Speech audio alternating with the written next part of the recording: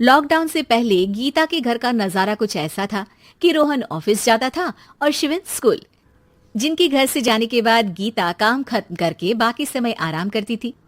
लेकिन लॉकडाउन के बाद ऑफिस और स्कूल घर में ही खुल गए और इससे गीता का हाल वो तो आपको देखने में ही मजा आएगा।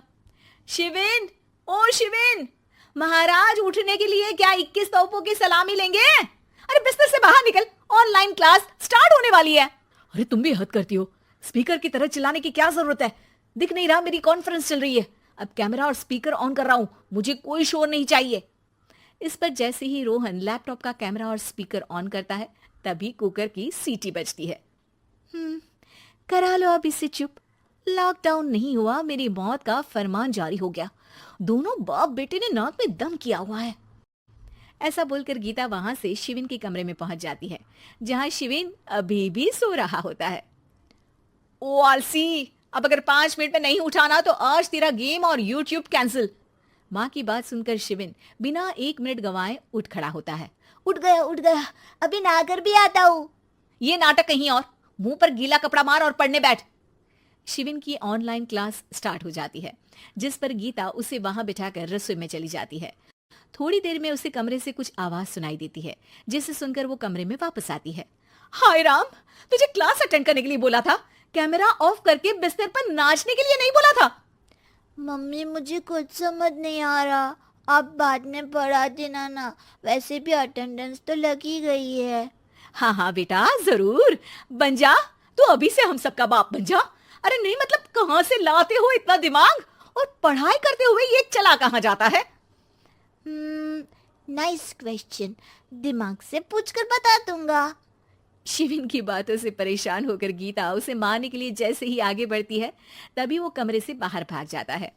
अब शिविन आगे आगे और गीता हाथ में चप्पल पकड़े उसके पीछे पीछे पूरे घर में दोनों घूम रहे होते हैं। इसी बीच वो रोहन के पास पहुंच जाता है और शिविन को मारने वाली चप्पल रोहन के लैपटॉप पर जाकर गिरती है। ओए माँ! मम्मी, अब पापा को चप्पल मार रही हो? वो आज तक के रिपोर्टर, चुपचाप जाकर क्लास अटेंड कर ले, नहीं तो अगली तेरे पीछे लगेगी।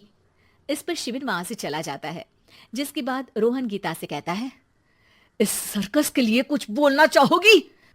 अरे क्या करूं, जब से तुम दोनों घर में रहने लगे हो, घर अपने आप ही सर्कस बन गया है और मैं तुम्हारी नौकर। कभी बेटी को संभालो तो कभी बाप के नखरे उठाओ।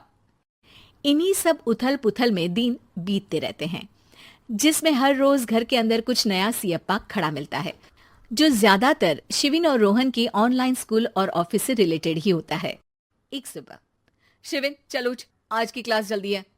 कैमरा ऑफ करके आप अटेंड कर लो। अरे ऐसे छित्तर पड़ेंगे, दादी नानी सब एक साथ याद आ जाएंगी। गीता की लाख मशक्कतों के बाद क्लास तो खत्म हो जाती है, लेकिन उसके बाद शिविन फोन इस्तेमाल करते हुए इंस्टाग्राम रील बनाने लगता है। रसोड़े में कौन था? तुम थी, मैं थी, कौन था? कौन था? हाँ, मैं गरीब हूँ। अरे ओ गरीब के बेटे, आजा, मैं बनाती हूँ तुझे गरीब। मैं बताती हूँ रसोड़ी में कौन था। पढ़ाई करने बोलो तो इनकी माँ मर जाती है, और ये पागलपंतियां जितनी मर्जी करा लो। गीता शिविन को डांट रही होती है, तभी रोहन बीच में बोल पड़ता है। अरे बच्चा ही तो है, इतना गुस्सा क्यों कर रही हो?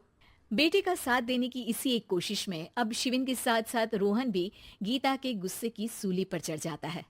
अगर बेटे पर इतना ही प्यार आ रहा है तो इसे क्लास अटेंड क्यों नहीं कराते, इसका होमवर्क क्यों नहीं कराते? उस समय तो बहुत जल्दी मीटिंग आ जाती है, वो काम मैं करूं और यहाँ इस बेफिजुली की चीज में तरफदारी करके बन जाओ महान।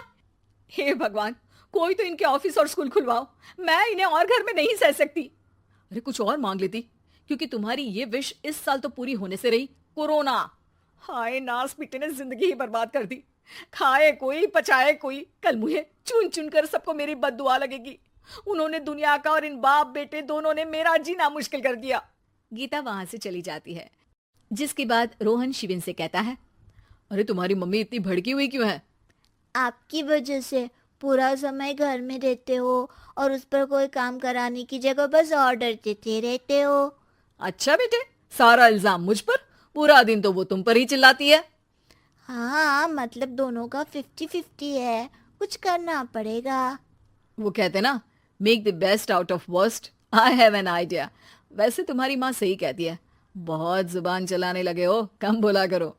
अगली सुबह रोहन और शिविन अपनी गलती को सुधारने के लिए गीता के उठने से पहले घर का आधा काम खत्म कर देते हैं, जिसे देखकर गीता खुश हो जाती है और फिर बाकी बचा काम वो तीनों मिलकर पूरा कर लेते हैं। जिसके बाद अब वो सब मिल बांट कर हर काम में एक दूसरे की मदद करते हुए लॉकडाउन का मजा लेने लगते हैं।